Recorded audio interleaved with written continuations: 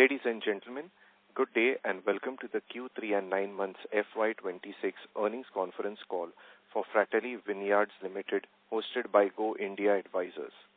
As a reminder, all participant lines will be in the listen-only mode, and there will be an opportunity for you to ask questions after the presentation concludes.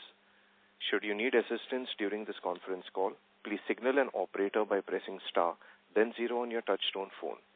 Please note that this conference is being recorded. I would now like to hand the conference over to Ms. Riddhi Shah from Go India Advisors. Thank you, and over to you, ma'am. Thank you. Good afternoon, everyone, and welcome to Fratelli Vineyards Limited earnings conference call to discuss Q3 and 9-month FY26 results.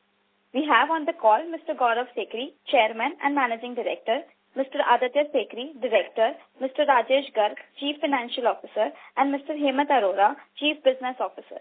We must remind you that the discussion on today's call may include certain forward-looking statements and must be, therefore, viewed in conjunction with the risk that the company faces. May I now request Mr. Gaurav Sekhri to take us through the company's business outlook and the performance, subsequently to which we will open the floor for Q&A. Thank you, and over to you, sir. Thank you, and good afternoon, everyone. Am I audible okay? Sir, I would request you to come a little closer to the microphone. Is it better now? Yes, sir, much better. Please go ahead. A warm welcome to all of you joining us for the Q3 and the 9-month FY26 earnings conference call of Fratelli Vineyards. I hope you've had an opportunity to review our financial results and the investor presentation uploaded on the exchange. Let me begin by sharing some highlights from the quarter. In Q3, we recorded a healthy growth in revenue along with an improvement in margins. This performance was supported by our evolving product mix and continued momentum in the luxury segment, which remains a very important part of our business. During Q3 FY26, the luxury segment delivered a revenue growth of 13%. For the 9-month period, the segment recorded a revenue growth of 20%, reflecting continued strength and healthy demand in this category for our brands. Within this segment, our flagship brand continued to perform extremely well. Junoon delivered a very strong growth, reporting 34% growth during the quarter and 53% growth on year-to-date basis. Sete also maintained excellent progress with Q3 growth of 5% and year-to-date growth of approximately 10%. These brands continue to enjoy a strong consumer acceptance and remain central to our portfolio. The premium and above category remains a key top-line contributor. For the 9 months, this segment contributed approximately 73% of our revenue, reflecting our consistent focus on high-value offerings. In line with this approach, we launched Fratelli Brut during the quarter, strengthening our presence in the super premium sparkling wine segment. This product strongly supports our long-term premiumization strategy. With this product, we are targeting iconic HoReCa accounts as well as platinum and gold retail outlets across India. We also marked an important milestone for Sete, which completes 15 years to this year. To commemorate the occasion, we introduced a limited edition collector's bottle in collaboration with Manish Malhotra, one of India's top designers. Sete has always stood for structure, depth, and aging potential, and this edition celebrates the journey of one of our flagship labels. Alongside our premium and luxury initiatives, we continue to expand our offerings in the value segment. The F7 port wine launched in Maharashtra with plans for rollout in other states is also going well. Our Pinot Noir, introduced in July 2025, has shown very encouraging trends, doubling its sales by December and now reaching close to 1,600 outlets. Our ready-to-drink portfolio continues to deliver good momentum. Shotgun is seeing very good market traction, with distribution now expanding to 18 states and the pan-India WOD of approximately 7,000 outlets. The brand continues to gain visibility, particularly across Tier 2, Tier 3 markets. We remain confident of reaching close to 100,000 cases by the year end on 31st March 26. The RTDs are clearly emerging as an important growth driver for us. Domestically, we also added 3 new SKUs, including Tilt, to the CSD portfolio, which remains to be a very important part of our business. And Fratelli is continuing to see very good acceptance of our wines in the CSD. On the international front, our presence has now expanded to 13 countries, and more importantly, the exports have doubled this year compared to previous year. Let me briefly touch upon the harvest. We always take pride in the fact that we are agriculturists and farmers first and winemakers second. Harvest 2026 has been encouraging for us. Despite heavy rains during the season, the vineyard performance will be strong, and it has delivered good yields and, more importantly, very good quality grapes. The quality of wines produced will be to our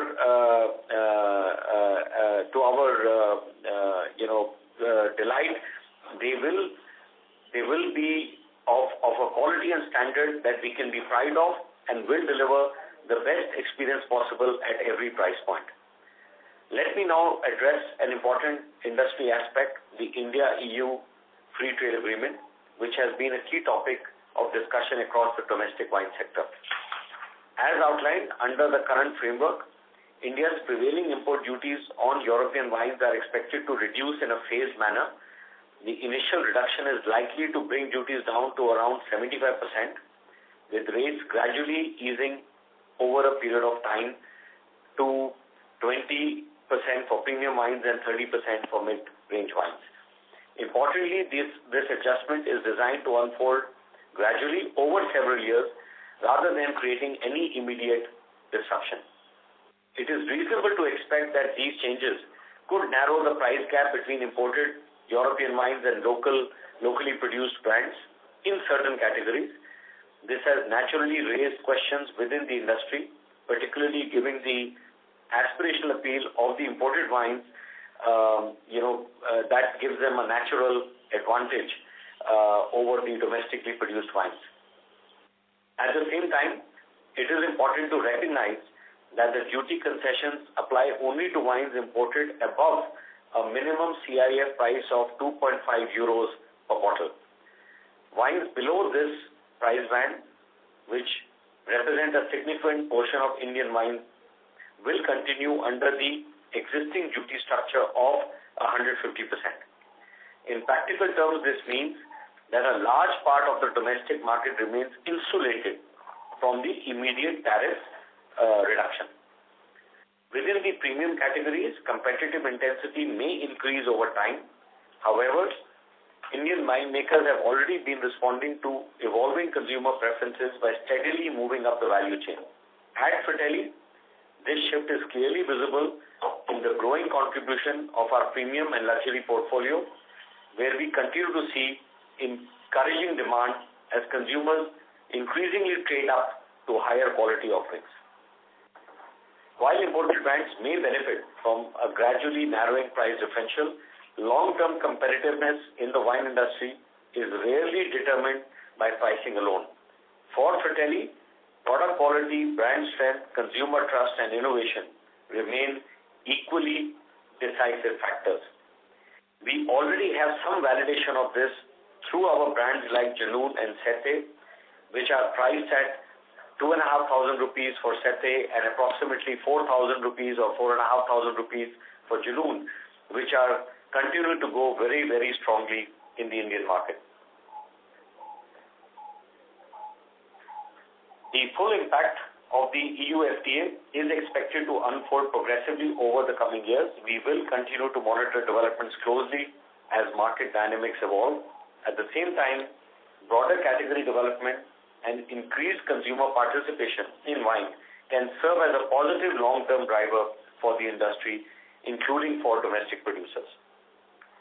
One important update in the holdco level, Fratelli Vineyards, we have taken a one-time write-off of approximately 5 crores to settle a long overdue receivable by realizing approximately 4 crores. Post this, total receivables remaining are only approximately 50 lakhs in the holdco, and the same will be recovered within FY26. To conclude, we see encouraging traction across our portfolio and remain confident of sustaining this momentum. Growth in FY27 will be supported by our expanding RTD business, continued strength in luxury brands, and upcoming product launches. I now pass on to Aditya to please update regarding some operating highlights of the business. Good afternoon, everyone, and thank you for joining us. Let me briefly walk you through our performance for the quarter and the 9-month period. Starting with Q3FY26, we recorded net revenue from operations of 65 crores, reflecting an 8% growth compared to Q3FY25. This growth was supported by a strong performance in the luxury segment and also with the RTD, which we've launched this year.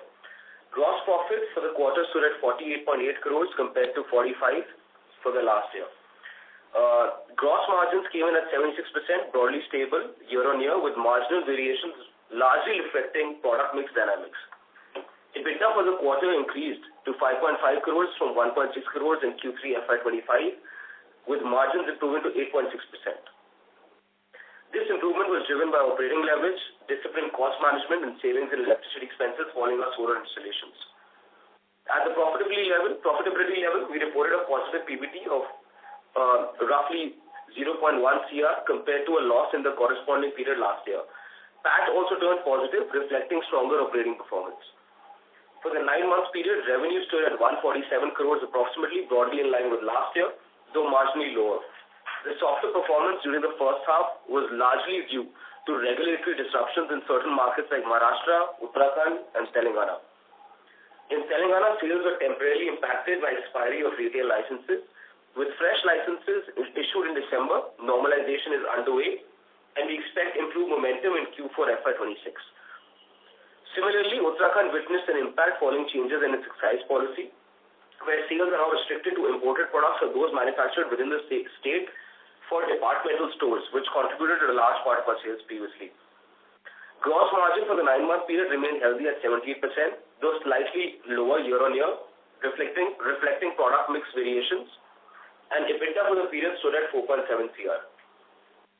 During the quarter, we remained focused on strengthening our brands through targeted investments in the RTD launches, rebranding initiatives, and collaborations designed to enhance long-term growth. Depreciation and finance costs were higher during the period, driven by the commissioning of new assets and borrowings undertaken for capacity expansion. This represents strategic investments that position the company for future scale and efficiency gains. For 9 months, FY26, we incurred a total capex of approximately 10 crores, primarily towards vineyards, infrastructure, and plant and machinery. These investments are aimed at strengthening our future readiness. Going forward, our emphasis remains on strengthening operating leverage, improving efficiencies, and extracting greater value from the existing infrastructure that we hold right now. With improved scale and product mix, we expect these efforts to continue supporting operating performance. Fratelli today operates with a diversified portfolio of over 50 SKUs spanning all relevant wine categories of reds, whites, rosés, sparkling wines, and the RTD sector now, and reaches every relevant price point across all demographics. These offerings, combined with a pan-India presence across more than 30,000 touchpoints now and exports to over 13 countries, provide resilience in multiple growth levers. In relation to the evolving EU FTA framework, the full impact is expected to unfold progressively over time. Management continues to monitor the situation closely. Portfolio strength, brand positioning, product quality, and distribution reach will remain key determinants of competitiveness as the industry landscape evolves. Despite near-term regulatory challenges, the underlying business fundamentals remain stable. Key segments continue to perform well, cost efficiencies are improving, and the operating environment is showing signs of normalization now. Thank you, and we can now open the floor for more questions. Thank you. We will now begin the question and answer session. Anyone who wishes to ask a question may press star and 1 on their touchtone telephone. If you wish to remove yourself from the question queue, you may press star and 2. Participants are requested to use handsets while asking a question. Ladies and gentlemen, we will wait for a moment while the question queue assembles. Our first question comes from the line of Chetan from Systematics Group. Please go ahead. Yeah, hi sir. Thank you for the opportunity and congratulations on the improved performance. Firstly, I had a few questions on our state-wise business. So you have highlighted Telangana license expiry impacted H1. How big would Telangana be for us in terms of, say, revenue or volume share?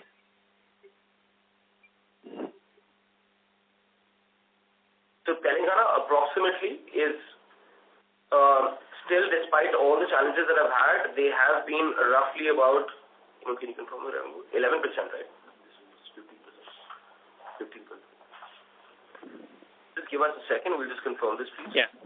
Yes. Yeah. So roughly the contribution is about 15 crores for the year. Okay. And what would be, say, a revenue contribution from our top 3 states? And which would these 3 states be? So we've always given our mix regionally and not at a state level. But as Telangana has been a challenging aspect, we have mentioned that. But the regional mix roughly for us is about 25% from the northern markets, roughly about 25% from South, 20% from Maharashtra and the West Block, and the balance coming from East and Defense. Okay, got it. And sir, last a couple of questions on the India-EU FTA. So do you expect some increased competition from the European labels in the, say, 1,500 rupees plus price bands? And if you can highlight what portion of our portfolio will be in this price band? Hi, Gaurav Sethi here. See, our math shows that a wine which is at 2.5 euro per bottle, even with the new FTA regulations kicking in, it will land on Indian shelves closer to 2,000 rupees retail. That's point one. Now, we do have our brands like Sete and Janoon, which currently price themselves higher than this sort of cutoff number. And I had mentioned in my opening remarks that we have seen excellent growth in both of them in this financial year. So I think, with European wines becoming even slightly more competitive, will only make consumer awareness higher for good quality wines, and our wines like Sete and Janoon can compete with the best in class. And the response and repeats and recognition those brands are seeing, I am not overly concerned for these two brands at least. I cannot speak for, the other Indian competition. Right, sir. And sir, we too will also get, say, better access now to EU markets, right, in terms of exports? Yes, I believe that will benefit us as well. But the export of our wines is a very small part of our overall business. And, for the foreseeable future, I think it will remain so. So yes, it will, improve our ability also to sell wines there. But Indian wines, will always be competing with 50, 80 different countries for shelf space. So it will remain to be a small contributor, not enough to matter, frankly. Right. Got it. Yeah, thank you, sir. Thank you, and all the best. Thanks. Our next question comes from the line of Girish Kumar from Valpro. Please go ahead. Sir, am I audible? Yes, please go ahead. Sir, I have a few questions. My first question is, sir, could you help us understand the gap between your healthy gross profit margins and the relatively lower EBITDA? What are the primary factors impacting this conversion? See, our most of the costs are, in line with some of our competition to the best of our ability, the ones whose records are available publicly for us to compare. things like cost of goods, etc., are very much in check. We do tend to spend more in brand building and brand investments versus competition. We are at around 8% of our top line. I think that is one key factor. Also, I think some of the promotions that we do to trade also are a little bit on the higher side, higher than where we wish to see them. But that is a function of, as your brand builds and develops, one can control those expenses better. So we are still a very young brand. I think we are maybe another 1-2 years away from our ability to do that. Oh, my second question is, so can you share insights on the positioning of your premium brand? What is its current contribution to overall revenue, and what the growth trajectory do you see in the future?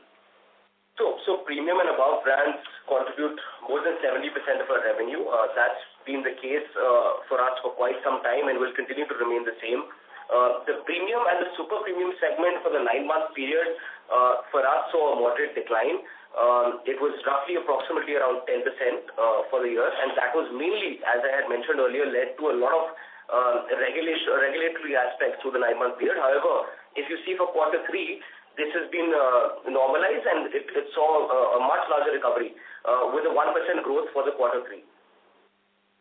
And sir, could you break down your revenue by distribution channel? I'm particularly interested in understanding how your hotel, restaurant, and cafe channel performs compared to your competitors who are present in this segment. So for us, it's roughly 65% coming in from the retail channel and 35% coming from the on-trade channel. This is for our bottles business. However, with the launch of Shotgun, our retail contribution now will continue to rise and go north of 70% in the subsequent year. And sir, my last question is, after that I'll go back to the queue. So what percentage of your total revenue comes from the Vineyards stay and hospitality experiences?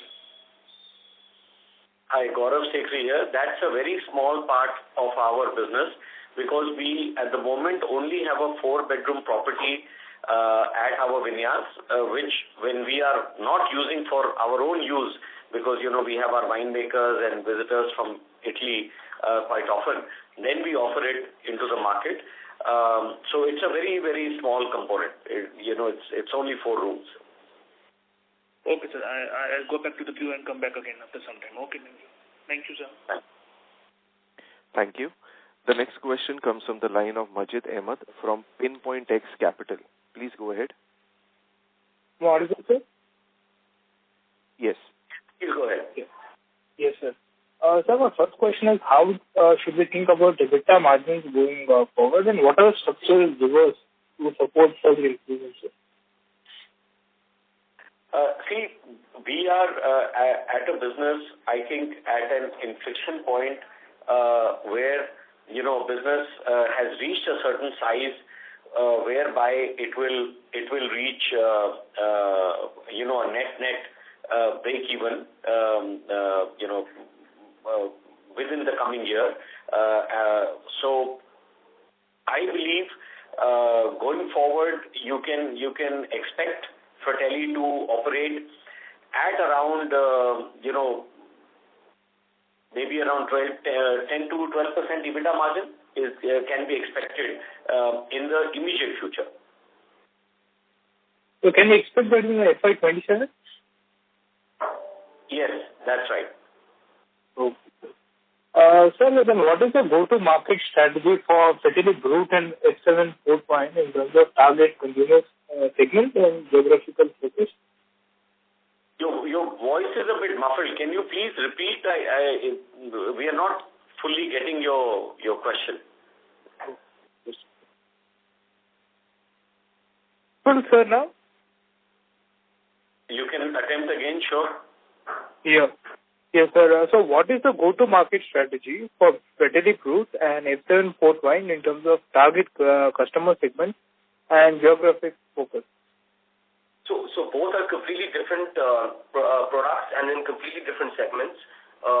The F7 or the Fratelli Brut was launched at a 1,500 rupee price point with state-of-the-art packaging with a clear goal to increase our presence in the super premium segment, which is between 1,000 and 2,000 rupees. given that there's still a lot of potential for us to increase our market share in that segment. The F7, which is a port wine, which was launched at approximately 280 rupees in Maharashtra, has a clear view for us, which is to increase our penetration in Tier 2 and Tier 3 cities and grow our base there in the economy segment. Okay, sir. Sir, are we targeting South Indian market for these wines? Are we like Pondicherry, Goa, or Kerala, any kind of geography? So Fratelli has a very strong presence in all the southern markets. So the products that we have mentioned in the new excise year that we will see right now, we will see these products getting registered there as well. Okay, sir. Sir, finally, sir, how should we think about A&P investments as a percentage of sales over the medium term? So we see it normalizing between 7 to 8% over the next years. That's the plan. Okay, sir. Got it, sir. Thank you, sir. Thanks. On all the very best. Thank you. The next question comes from the line of Rajveer Tandon from Ventura Securities. Please go ahead. Hi, sir. So my questions were that, first of all, could you provide an update on the harvest this year? How was the performance? And what specific measures have been implemented to safeguard and enhance the grape quality to support the premium positioning strategy? Hi, Gaurav Sekri here. The harvest is progressing well. So far, the yields and the quality looks good. This was part of my opening remarks.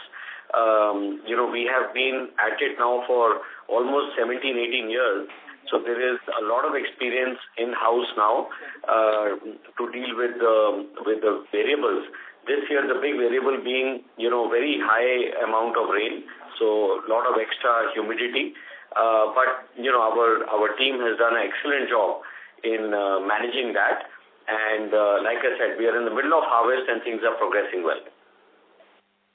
Okay, so the next question would be with the aspirational positioning of European wines in the Indian market and the India-EU duty reductions, what do you think the volumes would be for Fratelli? How it will be affected, the pricing strategy and the competitive positioning? So we've already given some clarity on the FTA and its impact in our opening remarks, but I'll just get into a little more detail. The luxury category, which will see an impact eventually in a phased manner, is above 2,000 rupees, as we had mentioned, with the FTA coming into play. For us, our revenue contribution from all our products in the luxury category are only roughly 7% of our overall revenue. So while there is a challenge in that segment and there will be more competitiveness, we are also growing the fastest in that segment since we have been the front runners in establishing very high quality products for a very long period of time. So while the market will get more competitive in that 2,000 plus MRP space, we still see very, very strong growth momentum and Indian consumers getting more informed towards better quality wines coming into play. And do you see any possibility of state governments introducing any additional duties or levies on imported wines to safeguard the domestic producer? No, I think it's been established, the plan going ahead. Of course, a lot of these things will play progressively over the next 1 year and then get phased out over the next 5 years. But for the time being, what's been stated is what we are keeping into account as well. Okay. Thank you for your responses. And best of luck going forward. Thank you. The next question comes from the line of Harshita Maheshwari from InVed Research. Please go ahead.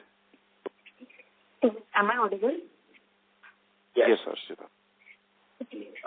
Thank you for the opportunity. So my first question is on the wine tourism. So could you share an update on the progress of the wine Sorry to interrupt, Harshita. Your voice is muffled. Could you please use your phone, on handset mode in case if you're using any hands-free? Yeah. Hello, now it's audible? Yes, much better. Okay. So could you share an update on the progress of the wine tourism initiative and the key milestones achieved so far, and what timeline should be factored in for project completion, and what kind of revenue potential or margin profile could the segment generate once stabilized? Hi, Gaurav Sekhri here. On the hospitality front, we have signed a term sheet with an operator. We are now negotiating a definitive agreement and working on, other plans for, making the funds available as well as the design parallelly. I think it will be a bit premature. I would prefer to wait and tell you the timelines, in the next 1 or 2 quarters. But we have signed a term sheet. We are progressively working towards a definitive agreement as well as the design and the funding. What is the revenue potential margin profile for that segment? The margin profile, it will be very similar to a typical hospitality business. Our positioning is going to be for a luxury resort, not large. We are not looking to build beyond 40 keys.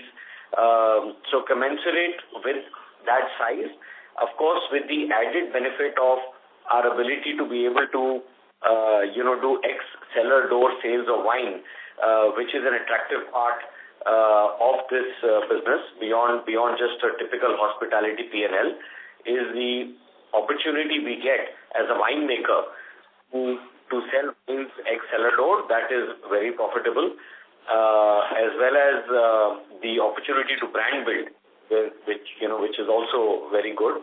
So those are the added benefits. Okay, got it. My other question is on shotgun. So within shotgun, what is our current market positioning and share in the relevant category? How much we are allocating towards advertising and promotion, and what key initiatives are planned to scale the brand further? So shotgun was launched right towards the end of FY24-25 and has now progressed to being available in approximately 18 states, as I've mentioned. The monthly run rate and some of those statistics exactly of the progress, I'd be happy to share once the financial year has ended. But as I mentioned, we're on track to hit 100,000 cases with a revenue contribution of more than 20 CR by year end. Okay, thank you. Thank you. The next question comes from the line of Deepali Kumari from ACML Capital Markets. Please go ahead. Am I audible? No, Deepali. Yeah. Now am I audible? Yes, please go ahead. Okay. Thanks for the opportunity. Could you share your perspective on the overall outlook for the Indian wine industry? How has it evolved over the past few years? Sorry to interrupt, Deepali, your voice is breaking. Your voice is breaking. Could you please change your location?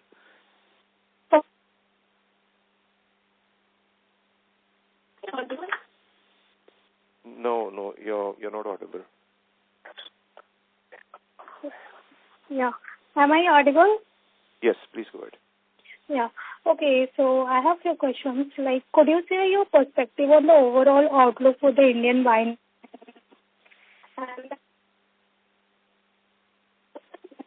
Your voice is still not audible, Deepali. I would request you to fall back into the queue, and move to the next participant. Thank you.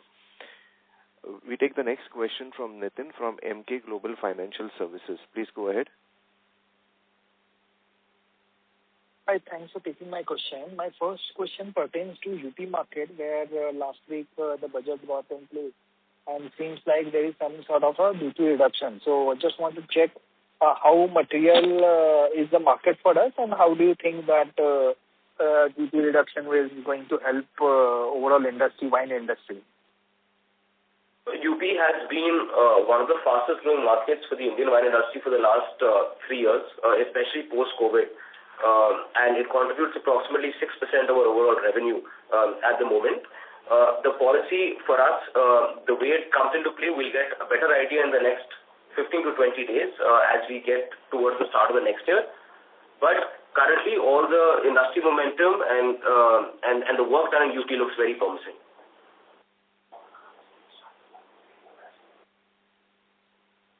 Sure, thank you. My next question pertains to your, how do you see the European FTA impacting like a wine category? So just want to check upon like what is the salience of our revenue above 2,000 rupees. And I guess the luxury segment you have highlighted 7%.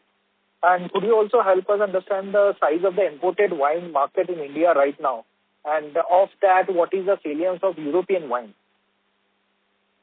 So for us, as I mentioned already, the luxury segment contributes roughly 7% of our overall revenue. That comes into any of our products above 2,000 rupees MRP. The FTA, which will get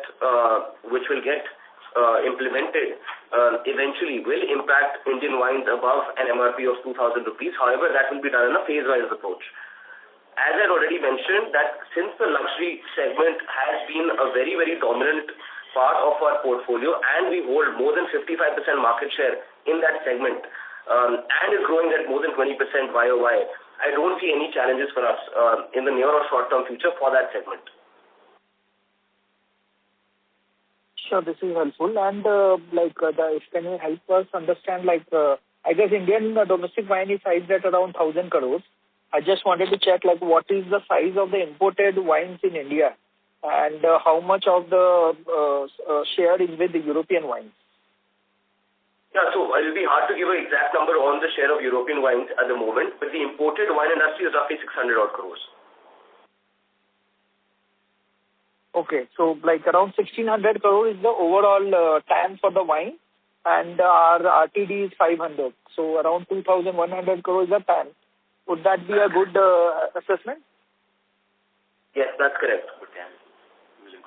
Sure, thank you. And my last question pertains to, in terms of overall wine as a category, any sense you can provide in terms of the growth has been slow despite aggressive promotions, brand activity. So what according to you would be the factors or driving factor ahead? Is it we will continuously have to look into the trade and influence consumer, or you think that state actions are also important in terms of developing the low alcoholic beverages category like wine?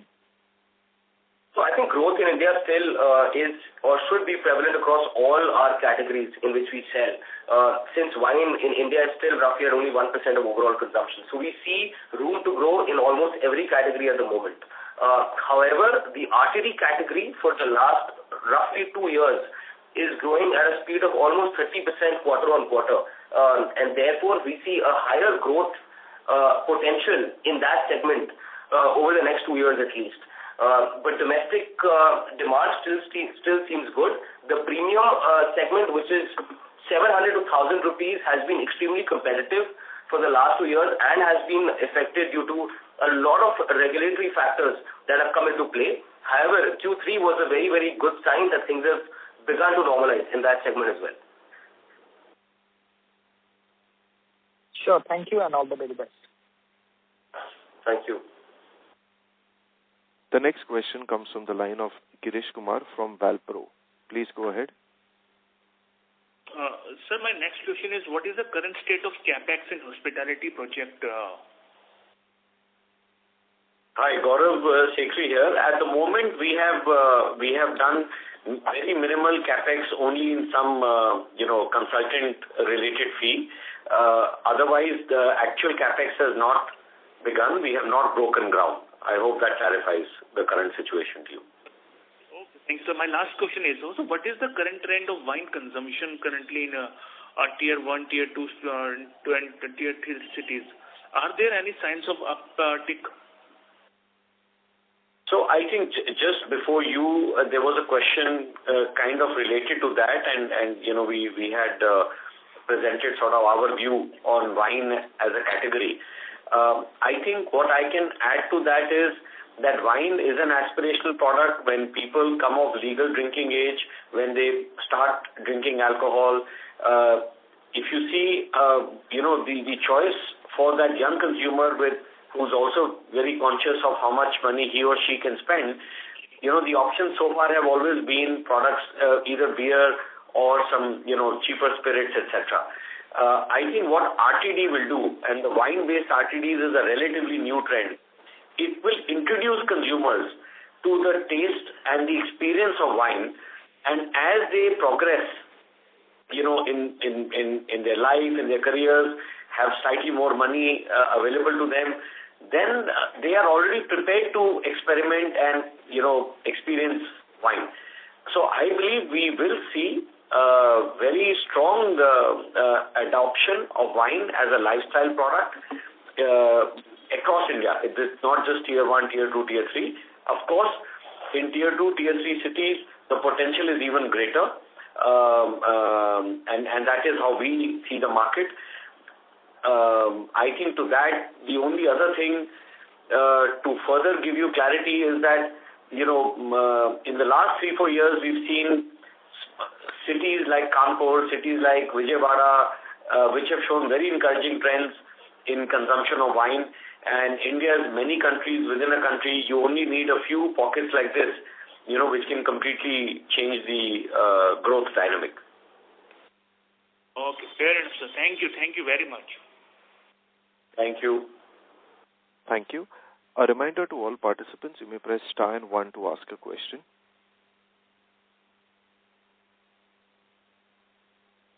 The next question comes from the line of Dipali Kumari from ACML Capital Markets. Please go ahead.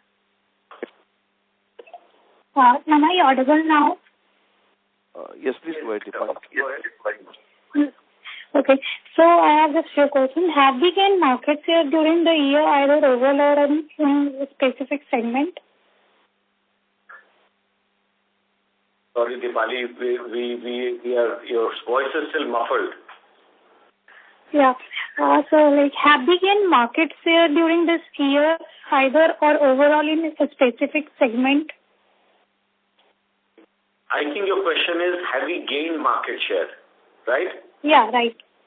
Right. Yeah, so Dipali, our market share in the domestic wine market for the year still remains at roughly 31% for the 9 months period. Okay. And so, could you provide some guidance on revenue growth and margins for the near to medium term?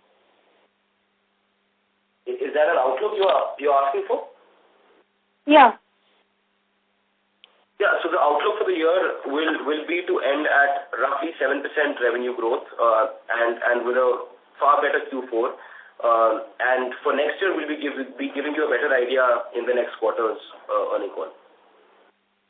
Okay. And on the margin side? On the margin side, we've already given that information. We will be targeting about 10% EBITDA for next financial year. Okay, that's it from my side. Thank you. Thank you.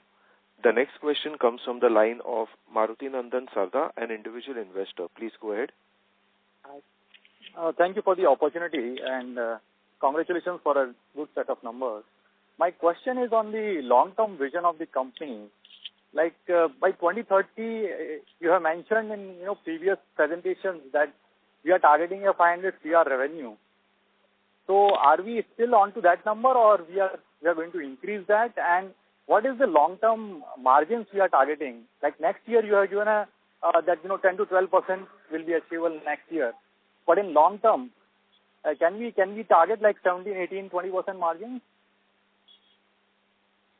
Hi, Gaurav Sikri here. So, firstly, I fully believe that, in a B2C alcohol business, EBITDA margins of between 15 to 20%, even in wine business, are very much possible.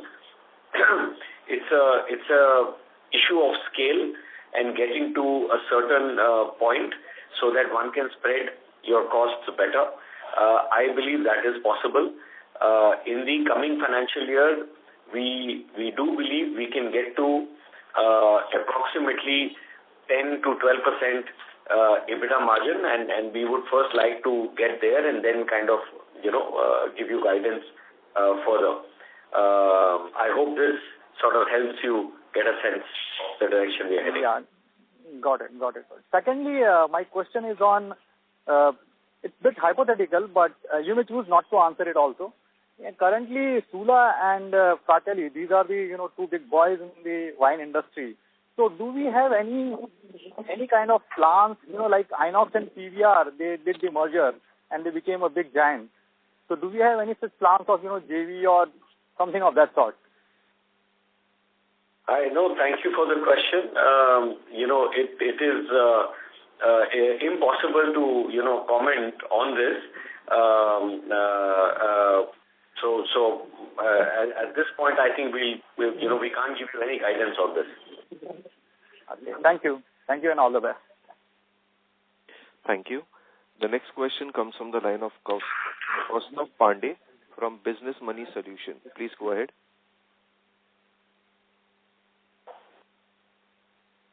Hello. Also, please go ahead with your question. Hello. Yes, Kaustav, please go ahead. Yeah. So my name's Kaustav Bubna from BMSPL. I don't know where you got that name from, but anyways, thanks for taking my question. So in your presentation, you classify that 73% of your revenues come from premium and above, and you're saying that only 7% of your revenues is 2,000 rupees plus. So could you just help me break up at what pricing is premium, super premium, and luxury in your portfolio? First that. Absolutely. So we've done that in the previous earnings calls. We're happy to do that again. So our premium segment starts at roughly 550 rupees. The premium goes from 550 to 1,000, 1,050. Super premium is 1,050 to 2,000 rupees, and then luxury is 2,000 plus onwards. Don't you think that there's also a possibility for the super premium segment to shift to European wines when they become cheaper, just because of the aspirational thought in people's minds? No, I think it will make the market above 2,000 rupees more competitive, that's for sure, but it will also expose the Indian consumers to a lot better wines which will be available across. So I think, again, when they compare an Indian wine with extremely high quality to some good European wines coming in, it will just improve the consumer dynamic at an overall level. But yes, it will become more competitive, but we're confident that we'll be able to hold our advantage as we're already north of 55% market share in that segment. Are you domestic producers getting together to do some sort of representation to the government because of this? Is that even possible? Are you all thinking about it because of this? This is Gaurav Sekhri. We do have a very effective association, and via that association, we are in constant dialogue with the government, and we did get a chance to present our case to Ministry of Commerce. But, as you know, that there are many priorities that the government has. We made our side of the story amply clear, and we, like I said, we have an effective association which has a seat on the table. So it is not like this decision was taken without us being heard. Okay. And in the last 9 months FY26 versus 9 months FY25, your revenue has basically been flat. So why is this happening? Could you explain why have we been flat on a 9-month basis? So a lot of those factors were pertaining to the half-yearly challenges which we faced in the premium segment, which is 550 to 1,000 rupees as a whole. So at a 9-month level, the whole premium category has been down about 13 to 14% roughly for us, and this was primarily driven by the regulatory factors which were present up to H1. However, in Q3, as I mentioned, this scenario has normalized. Okay, fine. I'll just close off by just posing a question to you. Feel free to answer if you want to. Regulatory challenges have been coming up. We haven't really grown much, even without European wines being cheaper. Everyone knows that European wines are some of the most preferred wines in the world. I'm just trying to understand, how will you grow with this challenge coming ahead? I just finding it really tough to see, and how will you grow with this challenge coming ahead? No, fair enough. I think your concern is we respect that. See, firstly, where are we today and how we perform today? I think let's put it in perspective. We have grown, while we have not grown 9-month basis, our Q3 performance this year versus Q3 performance last year, we have started seeing the green shoots of growth again. So I would like to think that this trend will continue. That's point number one. I think in terms of growth levers, consider this. Our luxury business has grown very handsomely in this financial year. Our top-selling wine, or not top-selling, but the most expensive wine from our portfolio, Janoon, has grown almost 50%, 50. Now, of course, the base is small, but clearly there is a consumer preference and a discerning consumer which is happy to pay that price. And it is to be expected that the margin profile on such products is far better versus me selling a wine which is at 500 rupees. So we are seeing positive trends there. That's one. Second is the RTD business, shotgun, which is year one. We are approaching almost 100,000 case sale. Now, that shows the potential of the Indian market, our ability to judge the consumer preference and deliver a product and at a price point which is seeing some consumer love. I think this gives us very good platforms to grow here on. So I remain very confident, very optimistic, and I hope the business that we will be able to show quarter on quarter in FY27 will be reflective of this. Okay, great. Thank you so much. Thank you. Thanks. Thank you. A reminder to all participants, you may press star and 1 to ask a question.